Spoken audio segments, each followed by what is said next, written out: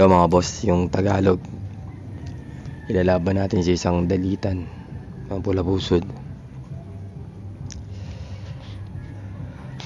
Tingnan natin yung tumatapang-tapang na tong mga dalitan natin.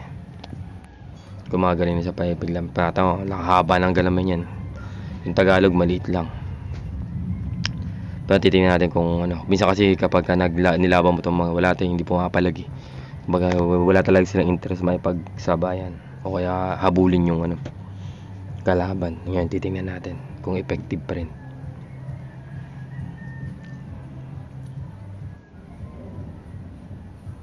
Ayun o.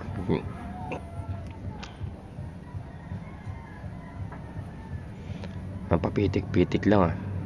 Ayun o. Hindi lumalaban yung Tagalog. Ayun. Nakita niyo mga boss? Naku, hala. Kala ko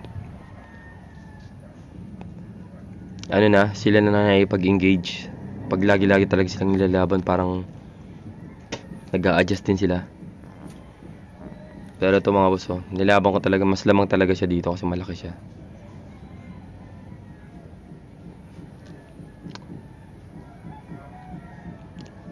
Yung mga gantong kulay kasi makamandag to eh.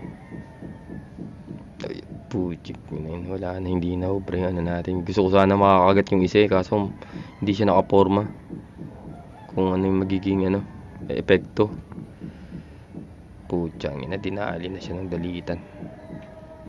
Ayan, makita nyo, halos malakahaba kasi mga galamay nitong ano, dalitan yung katulad ng sa Tagalog maigsi. Pero kasi mas malaking katawan, pero ayun, ano nga niya, kayang-kaya niya ng talunin.